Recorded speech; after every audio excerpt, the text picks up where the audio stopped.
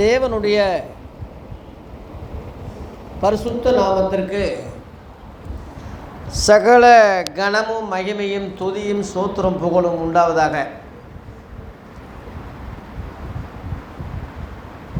பகுத்தறி உள்ளவர்கள் அக்கினியிலிருந்து ரட்சிப்பார்கள் என்ற ஒரு சின்ன தலைப்பு, ஒரு சின்ன செய்தி.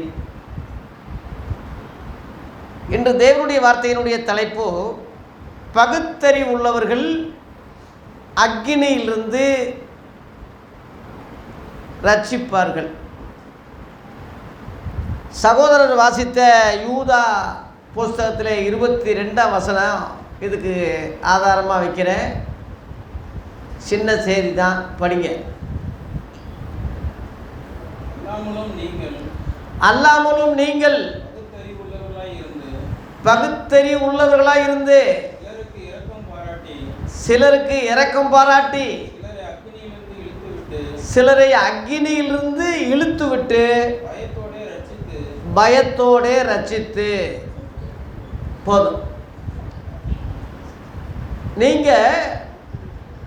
உங்களை நீங்களே ரட்சித்து கொள்ளுங்கள் என்று அப்போஸ்தலர் 2:39-40 சொன்னது பாரம்பரியத்திலிருந்து, மத அடிப்படையிலிருந்து உங்களை விடுவித்துக் கொள்வது. வேதவசனம் எல்லாத்துக்கும் ஒரே மாதிரி தான் போட்டிருக்கோம். எந்த இடத்துல எது போட்டிருக்கு, எந்த இடத்துல எது வழக்கன்னு சொல்கிறதுக்கு தான் போதர்களுக்குள்ளே பகுத்தறிவு. ரட்சிப்புன்னு சொல்கிறது பழைய ஏற்பாட்டில் பல இடங்களில் இருந்தாலும் அது புதிய ஏற்பாட்டு ரட்சிப்பு இல்லை. இந்த ரட்சிப்பு வேறு, அந்த ரட்சிப்பு வேறு. அதே மாதிரி அந்த விசுவாசம் வேறு, இந்த விசுவாசம் வேறு. அது எல்லாருக்கும் விளங்காது, புரியாது. பகுத்தறிவு உள்ளவர்களாக இருந்தால் தான் அது விளங்க முடியும். அந்த ஞானம், அந்த அறிவு அப்போஸ்தலர்களுக்கு இயேசு கொடுத்துருக்கிறார், எல்லாருக்கும் கொடுக்கல. எபிரேயர் 5ஆம் அதிகாரத்தில் கூட 13ஆம் வசனத்தில் நன்மை தீன்மையை அறியத்தக்க பகுத்தறிவு அப்படின்னு போட்டிருக்கு. பகுத்தறிவு என்பது நன்மை தீன்மையை அறியத்தக்க பகுத்தறிவு. நீங்கள் பலமான ஆகாரத்தை அல்ல பாலை உண்ணத்தக்கவர்களானீர்கள். பால் உண்கிறவன் குழந்தையாக இருப்பதனாலே நீதியின் வசனத்தில் எப்படி இருக்கான்? பழக்கம் இல்லாதவனாக இருக்கிறான். அப்புறம் படிமா, பலமான ஆகாரமானது நன்மை தீன்மை இன்னதென்று பயிற்சியினால், அந்த பகுத்தறிவு என்ற வார்த்தை அங்கே வருது பாருங்க. நன்மை தீன்மை இன்னதென்று பயிற்சி, முயற்சி, பகுத்தறிவு அப்படின்றது. இது பலமான ஆகாரம் உண்டவர்களுக்கு தான் தகும். குழந்தைகளைப் போல இருக்கிற ஆளுகளுக்கு அது பொருந்தாது. ஆகவே நீங்கள் காலத்தை பார்த்தா போதகராக இருக்க வேண்டிய நீங்கள் இன்னும் குழந்தைகளைப் போலவே பால் உண்ணத்தக்கவளாக இருக்கீங்கன்னு அப்போஸ்தலர் சொல்கிறாங்க. ஆகவே இது யூடியூப் மூலமாக கேட்குற ஊழியர்களே, விசுவாசிகளே, கிறிஸ்தவர்களே, நம்ம குழந்தைகளாகவே இருக்கக்கூடாது. இயேசு கிறிஸ்து 2ஆம் வருகைக்கு முன்னாடி சபையை எடுக்க போகிறாரு. இந்த சபையை எப்படி அழைக்கிறாரு? மணவாட்டின்னு அழைக்கிறார், மனைவின்னு அழைக்கிறார். வெளிப்படுத்தல் 19:7 அவருடைய மனைவி தன்னை ஆயத்தம் பண்ணினாள் இருக்கு. அவருடைய மனைவி தன்னை ஆயத்தம் பண்ணுறது தான். அப்போ நீங்கள் மனைவி என்ற ஸ்தானத்தில், மணவாட்டி என்ற ஸ்தானத்தில் ஒரு பகுத்தறிவுள்ள மெச்சூரிட்டியாக நீங்கள் காணப்படணும். சின்ன குழந்தைங்க யார் சொன்னாலும் நம்புவாங்க, யார் பின்னாடி போவாங்க, யார் கொடுத்தாலும் வாங்கி சாப்பிடுவாங்க. இவ்வளவு செய்தி பிரசங்கம் பண்ணிகிட்டு இருக்கோம், குழந்தைங்க விளையாடிக்கிட்டு இருக்காங்க. அதான் குழந்தைங்கன்னு சொல்கிறது. அப்படி உள்ளவங்க மெச்சூரிட்டியாக பகுத்தறிவாக அவங்களுக்கு ஆக முடியாது. ஆனால் நீங்களும் அதே மாதிரி குழந்தைகளைப் போல இருக்கக்கூடாது. இயேசு கிறிஸ்து சீக்கிரம் சபை எடுக்க போகிறார். நீங்கள் நல்லா புரிஞ்சுக்குங்க. இது கடைசி காலத்தில் இருக்கும். 2025 ஆசீர்வாதமான மழை பெய்யும், நல்ல செழிப்பு உண்டாகும், ஆசீர்வாதம் கொட்டும், பணம் கொட்டும்னு நாதாரியை சொல்லிட்டு திரிகிறாங்க. தீர்க்கதரிசனம் போர்வையில் சோசியக்கார மாதிரி. தயவு செய்து இனி காலம் செல்லாது. இனி வர வர டேஞ்சராக தான் இருக்கும். நீங்கள் அமெரிக்காவில் பார்த்தீங்கன்னா காட்டு தீ கேள்விப்பட்டீங்களா? ஒரு பக்கம் காட்டு தீ பயங்கரமாக அழிச்சிக்கிட்டு வருது, இன்னொரு பக்கம் பனி புயல் ஒரு பக்கம் அழிச்சிக்கிட்டே வருது, ஒரு பக்கம் காட்டு தீ அழிச்சிக்கிட்டே இருக்கு. அமெரிக்காக்காரன் நினைப்பு உலகத்திலே நம்ம ரவுடி, உலகத்தில் எவனும் நம்மளை அசைக்க முடியாது. அவன் பெரிய பார்த்தீங்கன்னா டொனால்டு ட்ரம்ப்பு அந்த வரும்போதே பார்த்தீங்கன்னா அந்த கோட்டை அப்படி இழுத்து அப்படி வருவார் ஸ்டைலாக. தாஜ்மஹால் மாதிரி ஒரு பெரிய ஒரு மஹால் வச்சுருக்கான். ஏகப்பட்ட பாலியல், ஏகப்பட்ட அநியாயங்கள், குடிவெறி, விபச்சார, வேசித்தனம், டபிள்யூ என்ற நிகழ்ச்சி நடத்தினவன். இப்போ அவன் மேலே கூட ஒரு பாலியல் தொந்தரவு ஏற்பட்டு ஒரு நடிகைக்கு பணம் கொடுத்ததாக கோர்ட்டு கேஸு கன்ஃபார்ம் ஆயிடுச்சு, தண்டனை. ஆனால் வர்ற 20ஆம் தேதி பதவி ஏற்ற போகிறாருன்னு சொல்லி விடுதலை பண்ணிட்டாங்க ஐயா, கேன்சல் பண்ணிட்டாங்க. அந்த கோர்ட் தீர்ப்பு கன்ஃபார்மாக ஒரு வேசித்தனம் விபச்சாரக்காரனுக்கு விடுதலை, ஏன்னா அவன் ஜெயிச்சதுனால. அதுக்கு ரொம்ப பேரும் முட்டு கொடுத்தா மாதிரி திருக்குதரிசி ட்ரம்மு தான் வருவார் கர்த்தர் சொல்லிட்டார். மோசே வந்து பாடம் எடுத்தானா ஒருத்தனுக்கு, அந்த மாதிரி விடுதலை ஆயிடுச்சின்னு சொல்லிட்டாங்க ஒரு கோர்ட்டில். ஒரு நாயாக இருந்தாலும் கூட விசாரணை பண்ணி தான் நாங்கள் கொள்ளுவோம்னு சொன்ன ஆங்கிலேய அரசாங்கம், பிரிட்டிஷுங்க அரசாங்கம் கையுங்களவுமாக பிடிக்கப்பட்ட ஒரு குற்றவாளியை கோர்ட்டே விடுதலை பண்ணுறாங்க. இந்த அநியாயத்தை இது வரைக்கும் அமெரிக்கா சரித்திரத்தில் 46 அதிபர்கள் வந்திருக்காங்க.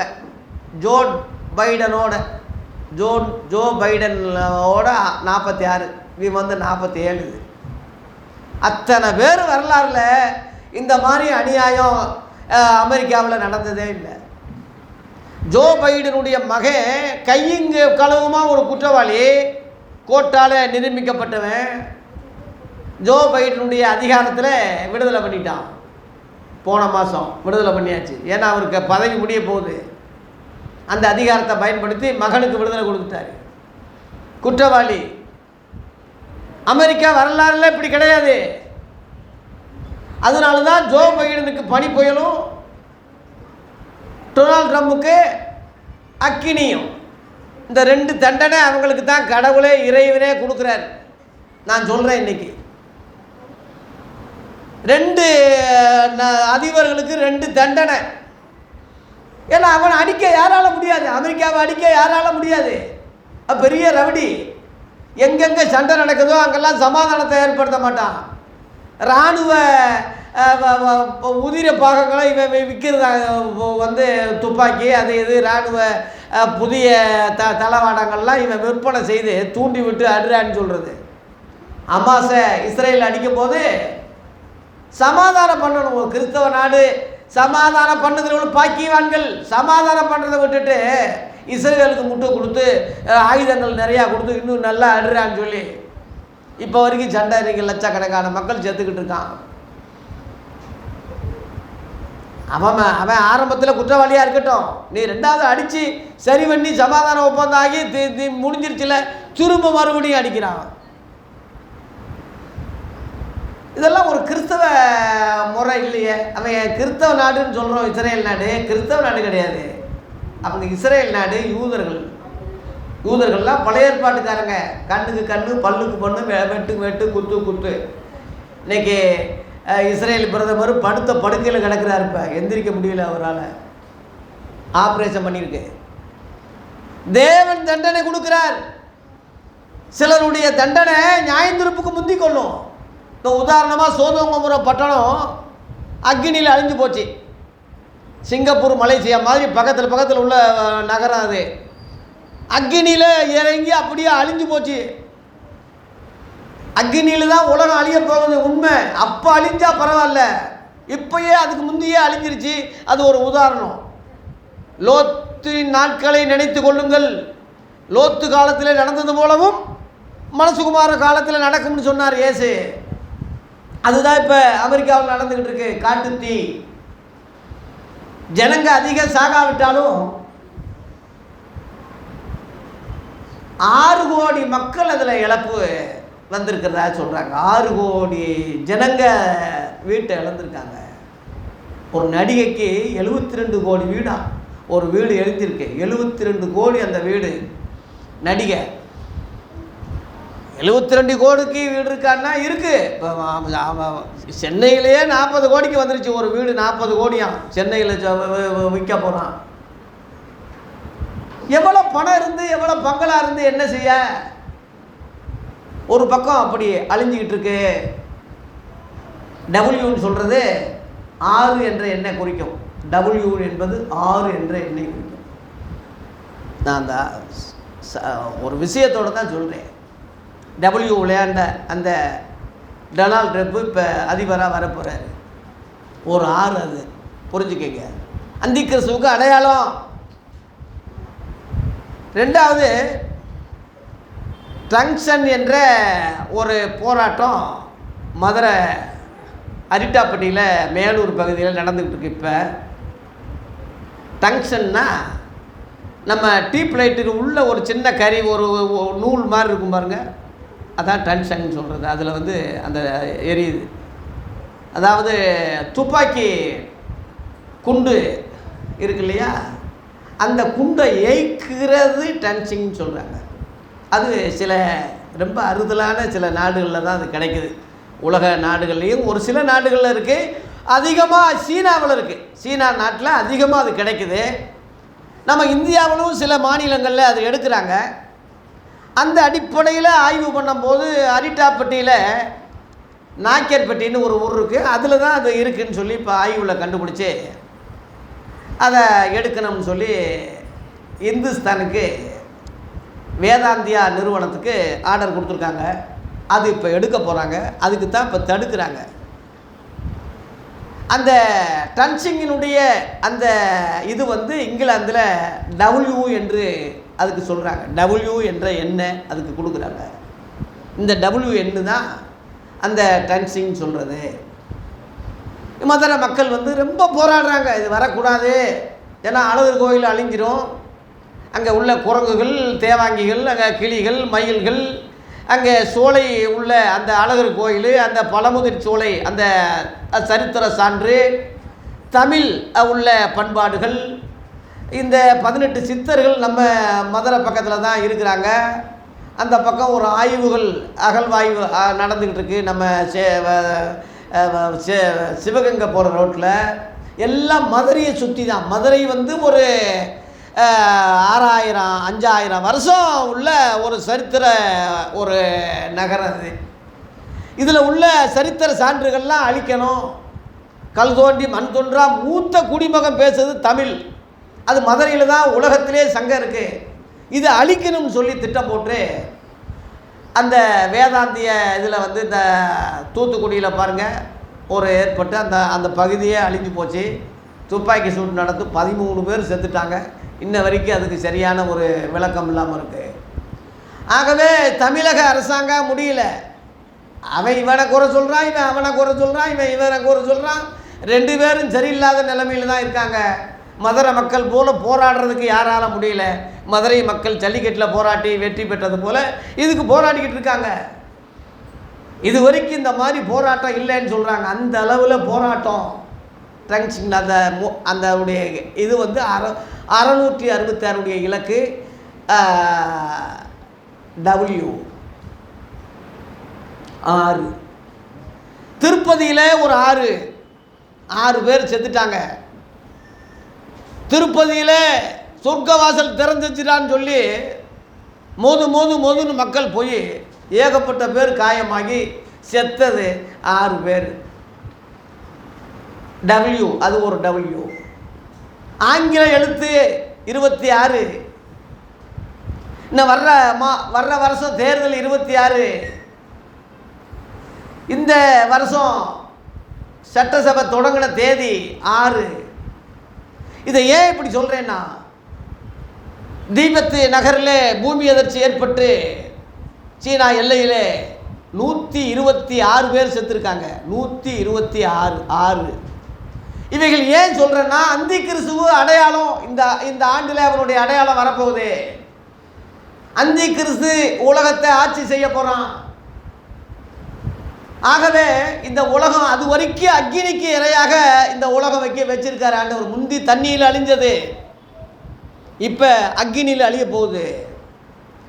2 பேதுரு 3:7-8 சொல்லியிருக்கு. நான் சொன்னது நான் சொல்லலை, கர்த்தரே சொல்லியிருக்காருன்னு பேதுரு அப்போஸ்தலன் சொல்லியிருக்கான்.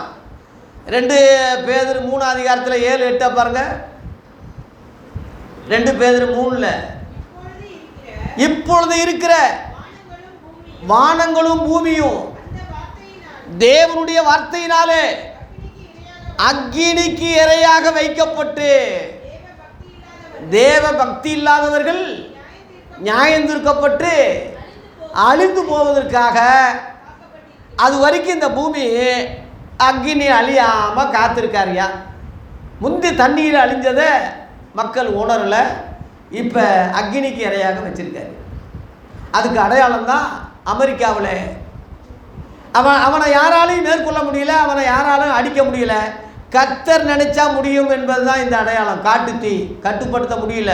ஹெலிகாப்டர்லேருந்து தண்ணி ஊற்றுனா அது எம்மாத்திர பத்தம். ஹெலிகாப்டர்லேருந்து தண்ணி ஊற்றுறான், முடியுமா? ஆண்டவர் கிறிஸ்தவ நாடாக இருக்கிறதுனால கிறிஸ்தவங்க சப்போர்ட் பண்ணக்கூடாது.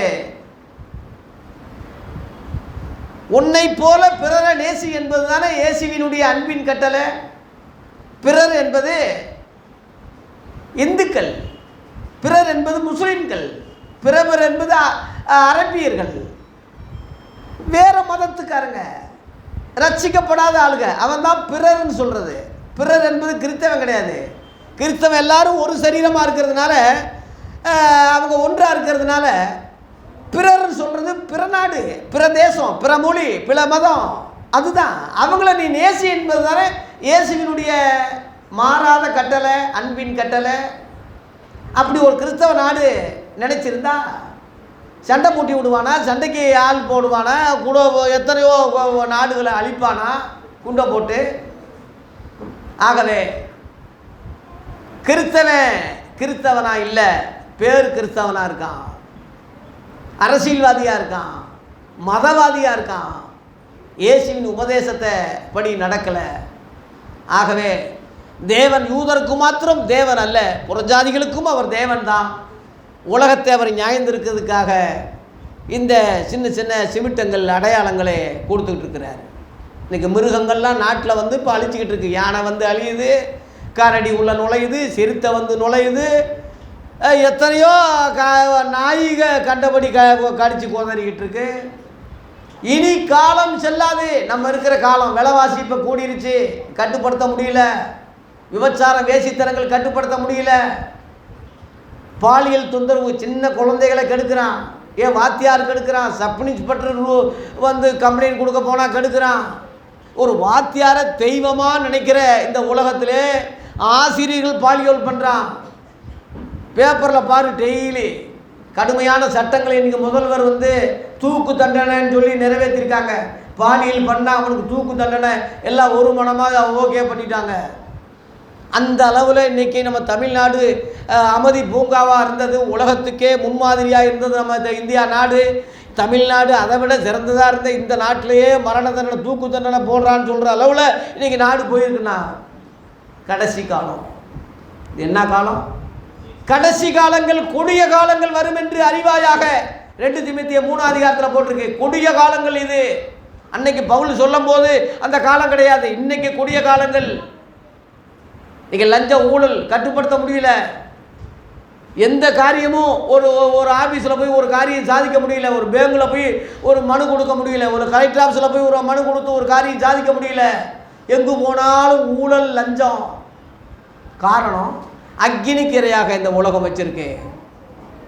அதுக்கு அடையாளமாக தான் என்னமோ ஒரு போகி பண்டிகைன்னு சொல்லி இப்போ இந்துக்கள் கொண்டாடுறாங்க. பழசெல்லாம் எரிக்கணும்னு. அது பிராமணர்கள் கொண்டு வந்தது. பழையெல்லாம் அந்த ஓலைச்சுவடிகள்லாம் எரிச்சிட்டு இவன் சனாதனத்தை கொண்டு வர்றதுக்காக திட்டம் போட்டது. அந்த மாதிரி எரிக்கும் போது தான் அதை கண்டுபிடிச்சது, பாதுகாத்து திருக்குறளையே மொழிபெயர்த்தார் எல்லிஸ் பிரபு என்ற ஒரு ஆங்கிலேயர். ஆகவே இப்போ நிறையா காரியங்கள் இருக்குது. அக்கினி வெளிப்படுத்தல 20:9 தேவனாலே வானத்திலிருந்து அக்கினி இறங்கி அவங்கள பச்சித்து போட்டதுன்னு இருக்கு. அப்படித்தான் உலகம் அழிய போகுது, அக்கினியில் அழிய போகுது. அது எப்பன்னா இயேசு கிறிஸ்துடைய 2ஆம் வருகைக்கு பிறகாடு. 1000 ஆண்டு அரசாட்சி இந்த பூமியில் நடக்க போகுது. அந்த அரசாங்கத்துக்கு பிறகு சாத்தான் கட்டவிழ்க்கப்படுறான். அதன் பிறகு அவன் சேனைகளை இழுத்துட்டு வரும்போது, இயேசுக்கு விரோதமாக யுத்தம் பண்ண வரும்போது, வெளிப்படுத்துகிற விசேஷம் 20:9 வானத்திலிருந்து அக்கினி இறங்கி எல்லாத்தையும் பச்சித்து போட்டதுன்னே இருக்கு. அதான் தேவனாலே உலகம் அக்கினி இரையாக போகுது. ஆகவே தேவ பிள்ளைகளே, ஊழியர்களே, விசுவாசிகளே, நீங்கள் பகுத்தறிவுள்ளவர்களாக இருந்து சிலரை அக்கினியிலிருந்து என்ன செய்யுங்க? ரட்சிங்க. அக்கினிக்கு யாரும் தப்ப முடியாது, ஆனால் சிலரை தப்பிவிக்க உங்களால் முடியும். அது யாராலனா பகுத்தறிவுள்ளவர்களால் தான் முடியும். அங்கே போட்டிருக்கு. பழைய ஏற்பாடு என்ன, புதிய ஏற்பாடு என்ன தெரியல. லேவி ஊழியம் என்ன, அப்போஸ்தல ஊழியம் என்ன தெரியல. இயேசு கிறிஸ்துவை பின்பற்றுவது, மோசேயை பின்பற்றுவது தெரியல. நியாயப்பிரமாணமா விசுவாச பிரமாணமா தெரியல. இப்படி உள்ள கிறிஸ்தவன் எப்படி அவன் பகுத்தறிவுள்ளவனாக இருப்பான்? ஆகவே தேவ பிள்ளைகளே, நீங்கள் பகுத்தறிவுள்ளவர்களாக இருந்து சிலரை அக்கினியிலிருந்து என்ன செய்ய? ரட்சிங்க. உங்கள் மனைவியை ரட்சிங்க, உங்கள் புருஷனை ரட்சிங்க, உங்கள் பிள்ளைகளை ரட்சிங்க. நல்ல பிரசங்கத்தை இன்னைக்கு யோபு சகோதரர் பேசினார். லோத்தின் மனைவியை நினைத்து கொள்ளுங்க. அக்கினியிலிருந்து மீட்டாலும் நடு பாதையிலேயே உப்பு தூணாயிட்டா. ஏன்? உலகத்துக்குள்ளே அந்த உள்ளத்துக்குள்ளே அந்த உலகம் வச்சுருந்தா. அதனால தான் அந்த அம்மா ஓட முடியல. உள்ளத்தில் உலகம் வச்சதுனால உலக சிநேதம் தேவனுக்கு விரோதமான பகையாக இருந்ததுனால, உலக இச்சை, மாம்சத்து இச்சை, கண்களின் பெருமை, உலக ஆசைகள் இருந்ததுனால அப்படியே திரும்பி பார்த்து உப்பு தூணாயிடுச்சு. இன்னைக்கு யூடியூப்பில் ஒரு செய்தி, ஒரு பாட்டு டான்ஸ் பார்த்தேன். பால் தினகரன், அவருடைய மகன், அவருடைய மக, அவரோட சேர்ந்த சில சில்லண்டிங்க, வேட்டி சட்டை கொடுத்தவரே ஸ்தோத்திரம், பொங்கச்சோரை கொடுத்தவரே ஸ்தோத்திரம், தங்க சங்கிலியை கொடுத்தவரே ஸ்தோத்திரம், கெடா சோறு கொடுத்தவரே ஸ்தோத்திரம்னு பாட்டு பாடுறாய்யா. இன்னைக்கு வலைதளங்களில் பார்த்தேன், நீங்களும் பார்ப்பீங்க. எல்லாம் ஒயிட்டு வேட்டி சட்டை போட்டுக்கிட்டு, வேட்டி சட்டை கொடுத்தவரே ஸ்தோத்திரம், தங்கச்சங்கிலியை கொடுத்தவரே ஸ்தோத்திரம், கெடா சோறு கொடுத்தவரே ஸ்தோத்திரம், கறி சோறு கொடுத்தவரே ஸ்தோத்திரம் பாடுறாய்யா. இன்னைக்கு எப்படி? ரட்சிப்பை கொடுத்தவரே ஸ்தோத்திரம்னு சொல்லணும், பரலோகத்தை கொடுத்தவரே ஸ்தோத்திரம்னு சொல்லணும், எங்களுக்காக இரட்சகரானவரே ஸ்தோத்திரம்னு சொல்லணும். இப்படி பாடிக்கிட்டு இருக்கான் ஐயா. இவங்களை எப்படி பின்பற்ற முடியும்? இப்படி எப்படி வழிகாட்டியாக இருப்பாங்க? இவங்க எப்படி கிறிஸ்தவங்களுக்கு நல் வழிகாட்டியாக இருப்பாங்க? இன்றைக்கு உள்ள தயவு செய்து போதகர்களை பின்பற்றாதீங்க, இன்றைக்கு உள்ள கிறிஸ்தவங்களை பின்பற்றாதீங்க, நாதாரிகளை பின்பற்றாதீங்க. இந்த உலகம் அக்கினிக்கு இரையாக போகுது. இதிலிருந்து ரட்சிக்கிறவன் தான் கிறிஸ்தவன். பகுத்தறி உள்ளவனுக்கு தான் அந்த பொருந்துமே தவிர, இந்த மாதிரி வேட்டி சட்டை கட்டி டான்ஸ் ஆடுறவனுக்கு பொருந்தாது. அதனால் ஸ்தாபனங்களை பின்பற்றாதே, இன்னைக்கு உள்ள போதகளை பின்பற்றாதே. குறி சொல்கிற, தீர்க்க தரிசனம் சொல்கிற, ஒவ்வொரு வருஷமும் ஜோசியம் சொல்கிற தீர்க்கதரிசிகளை நம்பாதீங்க. கர்த்தரை பின்பற்று, வசனத்தை பின்பற்று. இனி காலம் செல்லாது. திரும்ப யூதா 22 சொல்லி முடிக்க போகிறேன். இனி காலம் செல்லாது. படிங்க. அல்லாமலும் என்ன அறிவு? பகுத்தறிவு உங்களுக்கு ரொம்ப அவசியம். தேவன்னா யாரு? இயேசு என்றால் யாரு? பரிசுத்த ஆவியானவர் என்றால் யாரு? பழைய ஏற்பாடுனா என்ன, புதிய ஏற்பாடுனா என்ன? இயேசுவை பின்பற்ற சொல்றாரே, அது அர்த்தம் என்ன? ஏன், என்ன, எதுக்குன்னு கேள்வி கேட்டே படிங்க. அதான் பகுத்தறிவு. ஏன், என்ன, எதுக்குன்னு கேட்கறது தான் பகுத்தறிவு. ஆகவே அந்த பகுத்தறிவுள்ளவளாக இருந்து சிலருக்கு இரக்கம் பாராட்டி சிலரை எங்கேருந்து இழுத்து விடணும்? அக்கினியிலிருந்து இழுத்து விட்டு அவங்கள நீங்கள் ரட்சிக்கணும். லேலுயா, பயத்தோடு ரட்சிங்க. உன் மகன் மார்க் வாங்கிறது, பட்டம் வாங்கிறது, பதவி வாங்கிறது, ரொம்ப சம்பளம் வாங்கிறது முக்கியம் இல்லை, அவன் ரட்சிக்கப்படுவது முக்கியம். லேலுயா, இதுதான் முக்கியம். என் ஜான் பாலு ஐசக்கு அரசாங்க வேலையை நினச்சிருந்தா, நான் அரசாங்க வேலைக்கு நல்லா படிச்சிருக்காங்க, ஆரம்பத்தில் சர்டிஃபிகேட் இருக்குது, ஜாதி சான்றிதழ், அன்னைக்கே ஏதாவது ஒரு ரூட்டில் அரசாங்க அதிகாரிகளாக இருப்பாங்க. ரயில்வே டிபார்ட்மெண்ட்டில் இருந்தெல்லாம் வேலை வந்துச்சு ஐசக்குக்கு. ஆனால் நான் அதை அனுமதிக்கலை. தேவ ஊழியத்தை தான் நான் செய்ய விரும்புகிறேன்.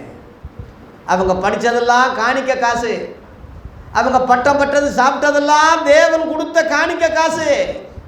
கர்த்தருக்கு தான் அவங்க பயன்படணும். நம்முடைய திறமை, ஊழியம், தாளந்து, நம்முடைய வரங்கள் எல்லாம் இயேசுவுக்காக பயன்படுத்துங்க. அதான் பகுத்தறிவு.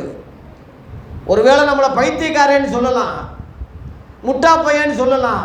சொல்கிறவன் தான் முட்டாளே தவிர, சொல்கிறவன் தான் பைத்தியக்காரனே தவிர, நாம் பகுத்தறிவு உள்ளவர்கள். லேலுயா, சரியான கருத்தவர்கள், பகுத்தறிவு உள்ளவர்கள். அவங்க தான் ரட்சிக்க முடியும், அவங்க தான் சுவிசேஷம் சொல்ல முடியும், அவங்க தான் அக்கினியிலிருந்து சிலரை மீட்க முடியும். தாம் ஒருவரே ஞானமுள்ளவராகி அவருக்கு என்றென்றும் மகிமை உண்டாவதாக, என்றென்றும் சோத்திரம் உண்டாவதாக. இந்த செய்தியை நிறைவு செய்கிறேன். சிலர் அக்கினியிலிருந்து பகுத்தறிவு உள்ளவர்கள். நீங்கள் ரட்சிங்க, மீளுங்க, உங்கள் குடும்பத்தை ஆண்டவருக்குள்ளே கொண்டு வாங்க. ஆகவே குடும்பத்தை கொண்டு வர்றதுக்கு கர்த்தர் நேரத்தை வச்சுருப்பார், காலத்தை வச்சுருப்பார். உடனே டென்ஷன் ஆகிடாது. ரொம்ப உணர்ச்சி வசப்பட்டீங்கன்னா உங்களுக்கு அழைப்பு இல்லைன்னு அர்த்தம். ரொம்ப தப்புனீங்கன்னா உங்களுக்கு அழைப்பு இல்லைன்னு அர்த்தம். வேகமாக விடுங்க, சொல்கிறேன், நான் சொல்ல போகிறேன்னா உங்களுக்கு அழைப்பு இல்லைன்னு அர்த்தம். நான் எம்மாத்திர ஆண்டவரே, நான் ஒன்றுமில்லைன்னு என்னைக்கு நீங்கள் தாழ்த்துறீங்களோ அன்றைக்கு தான் அழைப்பு. புரிஞ்சுக்க.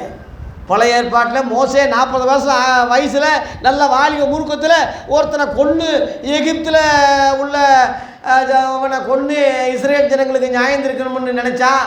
அவன் பாச்சா பழிக்கலை, அவன் திட்டம் பழிக்கலை, ஓடிட்டான். நாட்டை விட்டே ஓடிட்டான்.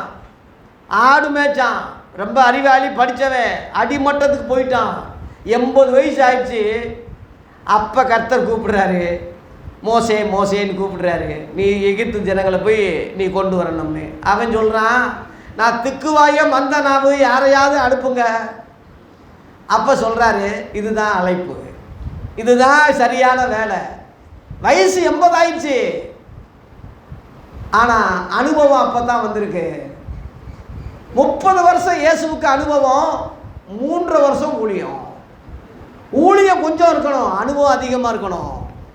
அதனால ஊழியம்னு தப்பக்கூடாது, ஊழியம்னு வேகமாக நீங்கள் இது பண்ணக்கூடாது. இயேசு காத்திருங்கள்னு சொல்கிறாரு. அப்போஸ்தலர் 1 அதிகாரத்தில் காத்திருந்தாங்க, 2 அதிகாரத்தில் அபிஷேகம் பெற்றாங்க, அதுக்கு பிறகுதான் ஊழியம் செஞ்சாங்க. லேலுயா.